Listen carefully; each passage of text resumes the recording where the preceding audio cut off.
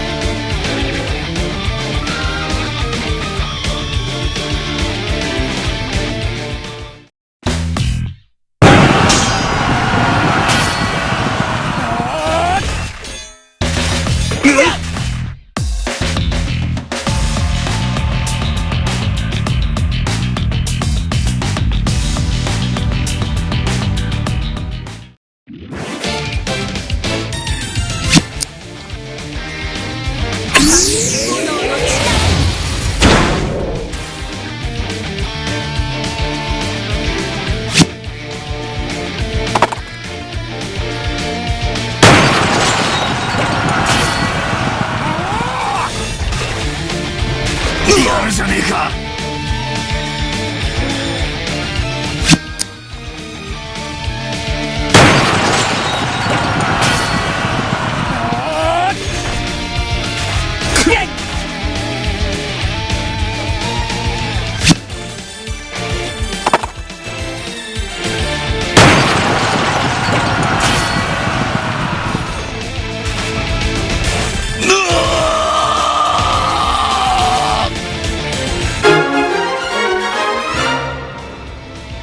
勉強した甲斐があったかな。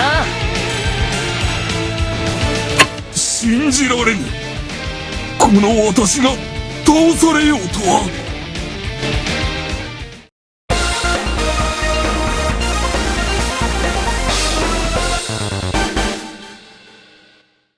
どうやらすべて倒したようだな。しかし、ダークロッドは奪われてしまいました。あとは、アルハザードの力を解放するための触媒を必要とするはずです。触媒が？それには一体何が？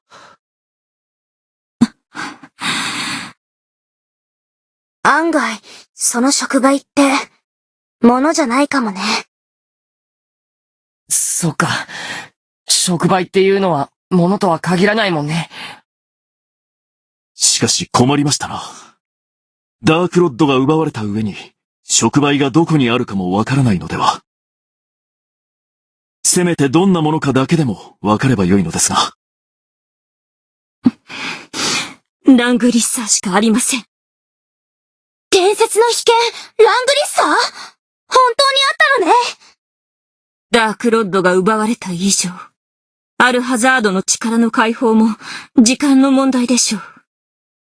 闇の魔剣、アルハザードに対抗できる剣は、光の聖剣、ラングリッサーだけです。それで、ラングリッサーはどこにあるのです？人目につかないよう、バルディア城に封印してあります。バルディア城のことなら、光の神殿にあった古文書で読んだことがあります。